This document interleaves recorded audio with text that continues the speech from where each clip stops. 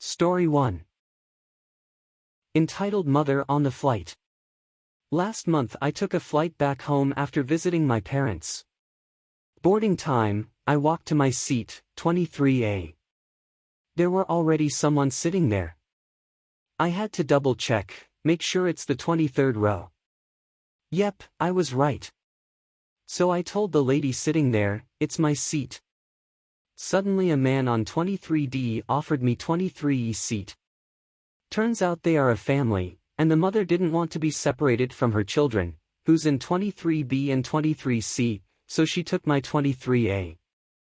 I was confused. It's not like she will be long separated from her children. The children were in 23B, 23C, she and her husband were in 23D, 23E.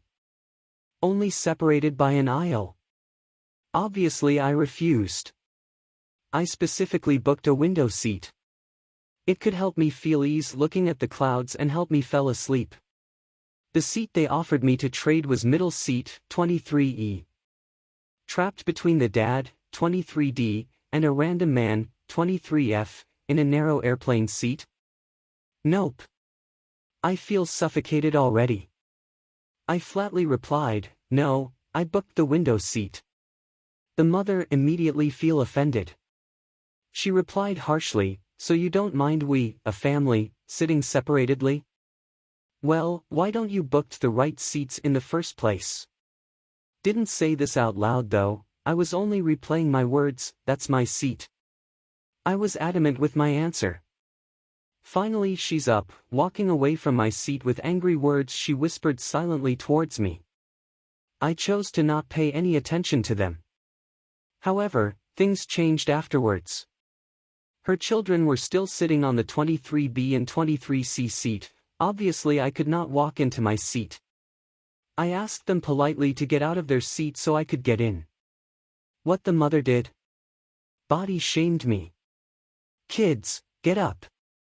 Her body is huge, she could not get in. My height is above the women's height average in my country, plus I gained like 10 kilograms in pandemic. I have body dysphoria already, comment like those hurts my feeling badly. With that comment, I couldn't stay silent.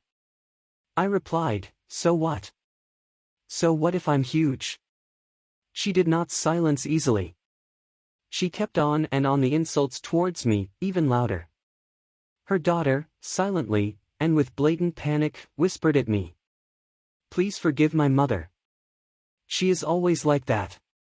Her daughter, who I assumed no more than 12 years old, looked sincere. It helps tune out the angry insults from aisle beyond because I feel bad at her. The angry tirade stops around 5 minutes later, when the mother told her kids to move seats few rows away. Once more the daughter pleaded apology to me. It's crazy to think that a 12 years old was way more emotionally mature than her entitled 40s mother. The whole time her mother spouted insults at me, the daughter looked pale and her body rigid. Her gaze fixated at one spot.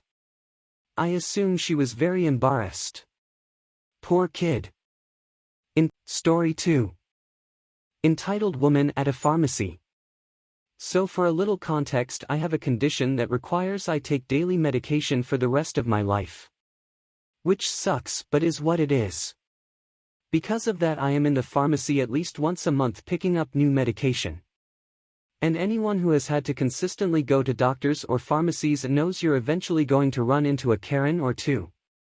Usually it's just some mom whose kid has to get some antibiotics or someone who doesn't understand that you can't send in a prescription and pick it up in an hour. But this was the only one I thought was bad enough to share, so I was waiting in line at the pharmacy and this lady walks up and goes straight to the front. The pharmacist explains there's a line and she needs to wait. She looks annoyed but goes to the back of the line. So far nothing really out of the ordinary, it happens on occasion. I am about third in line and she's in fifth. The craziness started when I was next in line. This lady was waiting in some of the seats and starts crying. I try to ignore it cause you could tell it was obviously fake. Doing that thing that toddlers do, crying and looking around to see if anyone is giving her attention, and when they're not, crying louder. Finally she was crying loud enough it got the attention of an employee who asked if she was okay. That's when she started complaining to everyone who would like that. I have been here over an hour, which BS, she came in a few minutes after me and I had max been there 15 minutes. And I'm sick, and I don't understand why you would do this to me. I need my medicine. At this point all I could do was roll my eyes and think, yeah lady, you're at a pharmacy, we're here picking up prescription medication, no one is here cause we're having a great time ATM. I finally get up to the front and they let me know they have my meds but they're in a box that hasn't been unpacked and asked me to wait. No big deal, the system tells me when they come in, not when they're on the shelf. At this point she is bawling and complaining loudly. You'd think she was a little kid who got their toy taken away. I go to sit in one of the seats and just try to ignore her as the guy in front of her gets his medication. Finally it's her turn and she magically stops crying on a dime and turns to being angry and complaining to the pharmacist that she has been there for an hour and needs her medication, and how dare they make her wait that long, this happens every time blah blah. Obviously the pharmacist knew that was BS but was calm and just moved on. The situation got worse when it turned out this lady had sent in her prescription that morning and it had to be ordered, so obviously they didn't have it. The pharmacist explains that they didn't have it and she needs to give them at least 2 days for that medication. She then starts screaming at full volume saying that was BS, she sent it in 4 days ago so they should have it. And saying this happens at every pharmacy she goes to, and if they were going to do it to her too she might as well just go back to her old pharmacy. Again all I could do was try and ignore and think, yeah, if this happens at every pharmacist maybe it's not the pharmacy that's the problem.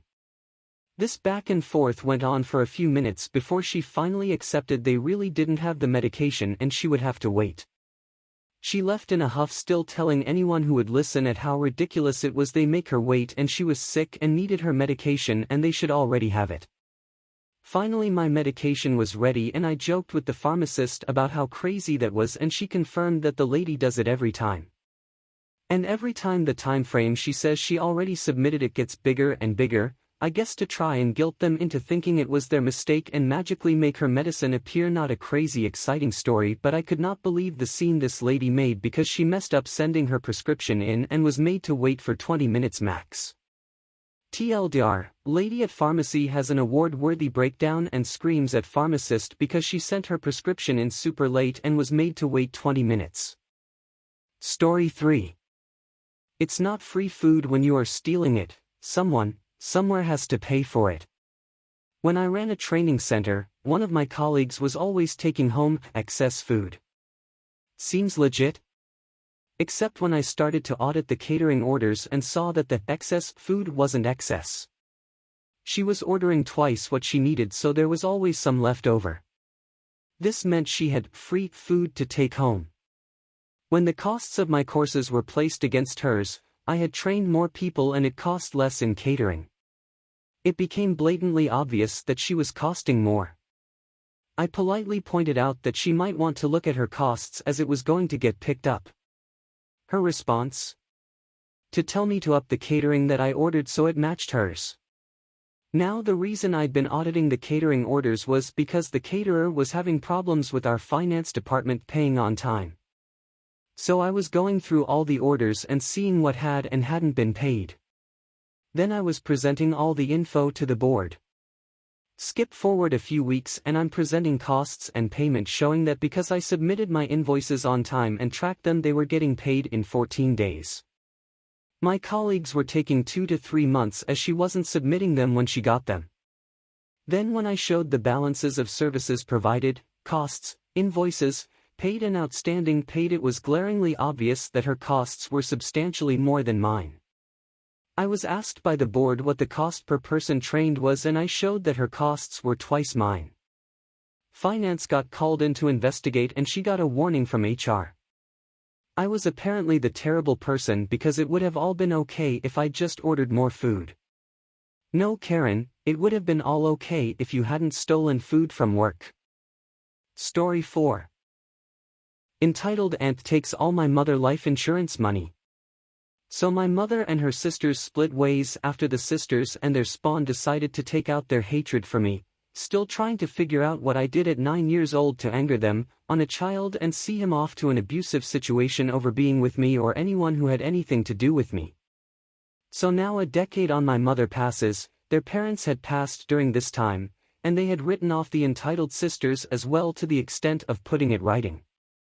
The only thing is, my mother forgot about her life insurance policy. It was set up when my bro and I were kids, the year we knew our father would soon pass and shortly before finding out mom had cancer. The primary beneficiaries were my grandparents, but the secondary was the entitled aunt and her husband.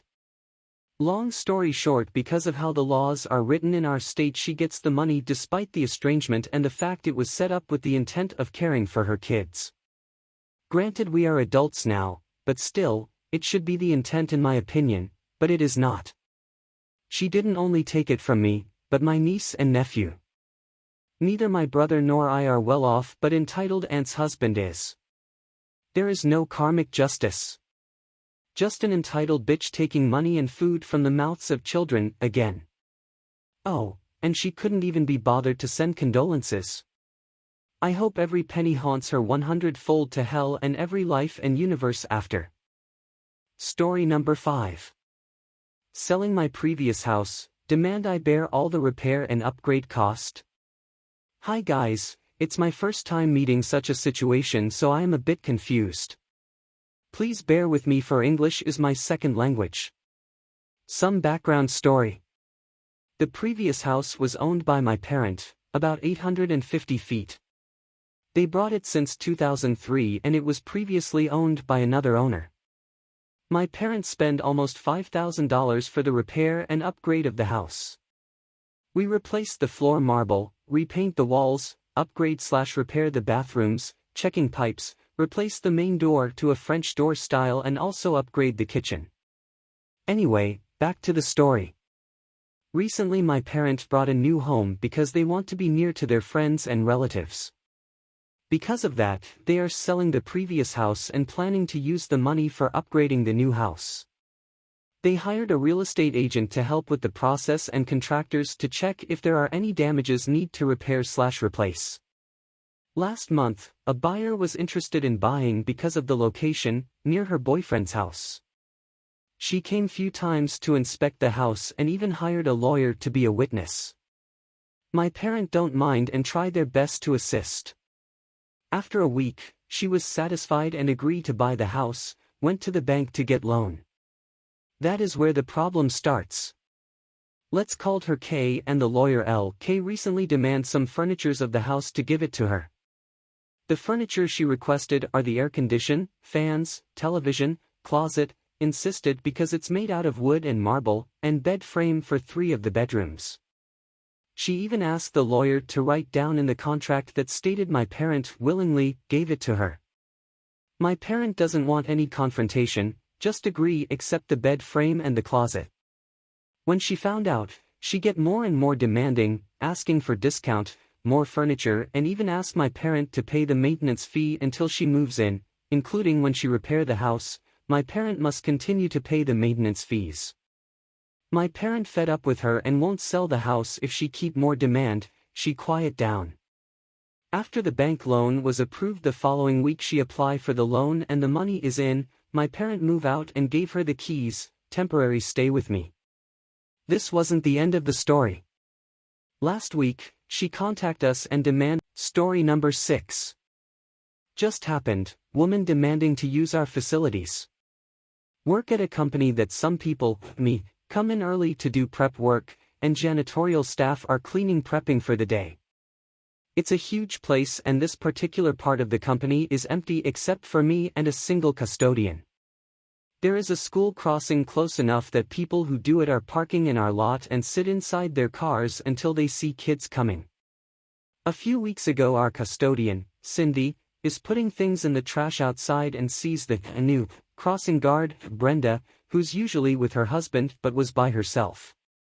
Cindy tells Brenda that if there's an emergency or something, because it's dark in the morning, back alley, Brenda may be by herself, ring the delivery doorbell and Cindy would probably hear it. Brenda says great, thanks. It should be noted that while I'm in the same section as Cindy in my catacomb office area, I don't hear the bell ring. Start next day. Brenda brings the doorbell. Because Cindy is busy working / doesn't hear it right away because she is far enough away in the big company, Brenda rings the bell multiple times. Cindy is moving around and finally heard it, then starts running to back door to let Brenda in, who has to use the bathroom. Cindy is frustrated because she thought it was an A-class emergency, but relents out of human kindness and says sure, use the bathroom. It should be noted that Brenda is a known person in the area for being kind of trashy by previous clueless Karen-type actions she's taken in the community, among other things. Because people know who she is, they also know she lives 2 blocks from the where she's crossing at, and she drives, so it's literally like a 3-minute drive here, a 30-minute crossing window, and a 3-minute drive home. The next morning Cindy is cleaning by a window, but far enough away from the delivery area, and is jolted from a bang on the tall windows to see Brenda standing on her toes pounding on the glass looking in and screaming she needs to use the bathroom. Cindy is frustrated but motions to the back and lets her in. Cindy is embarrassed / frustrated / flustered and tells Brenda sorry, she's cleaning and can't always hear the bell. Where's she at? Hint hint. Brenda is annoyed, said she was about to pee her pants, had a big coffee, and goes to the bathroom. Doesn't even say thank you. Now there's a pattern. So for the next week Brenda rings the bell every morning to use the bathroom. And not just one ring. Several rings, followed by a 10 to 15 second pause, and several more if Cindy isn't fast enough.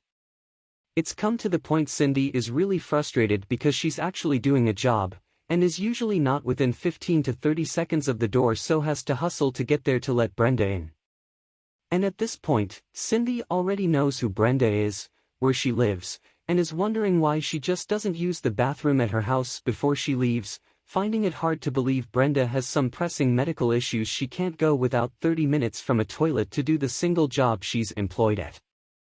Monday comes and Cindy tells me all what has been going on. Cindy is a hard-working, honest person and is frustrated that her kindness was taken advantage of. She says she doesn't want to answer the bell anymore. What should she do? I told her we're not obligated to let Brenda use the bathroom, she's obviously abused an emergency tool available for her, and we'd probably get in trouble for letting non-employees in on a daily basis, despite the minimal security risk.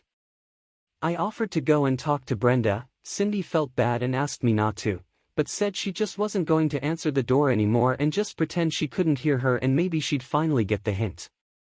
Apparently the bell rang several times in succession and Cindy heard it, but the call went unanswered.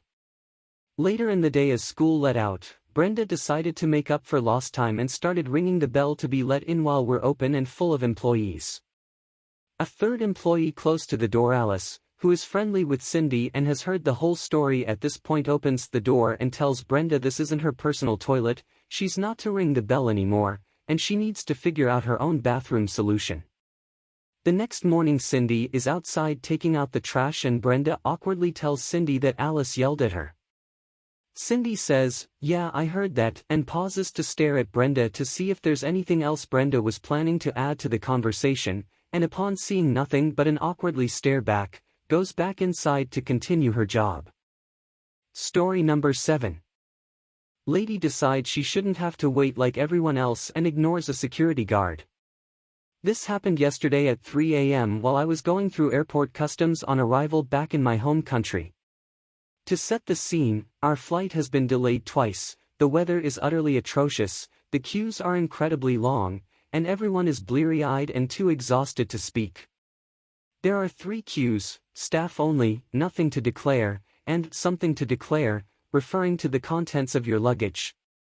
Each line is very clearly labeled on massive screens above its beginning and end, so it's practically impossible to misunderstand. We've been waiting a while, so that staff-only line is now empty, but the other 2 lines snake back and forth endlessly and are hundreds of people long. A woman roughly in her 50s drags her husband down the staff-only line, her obnoxiously loud laugh almost echoing in the hushed room. She has everyone's attention. She walks all the way to the front, almost to a customs desk, but is stopped by a security guard who tells her she's in the wrong line and should join another. She answers loud enough for everyone to hear that, "We'll know for next time." The security guard responds, "I'd actually appreciate it if you did as I asked this time." She scoffs and exclaims, "What a waste of time. We're already here," and just walks right past him to a customs desk. He seems too tired to pick a fight and just shrugs to the hundreds of people watching. Most people are rolling their eyes or shaking their heads, all in disbelief at the lady's entitlement and lack of respect for anyone else or their time. Unfortunately, there's no satisfying ending here, but I like to imagine that in her rush to break the rules and get special treatment she forgot to declare something in her luggage and got hit with a large fine.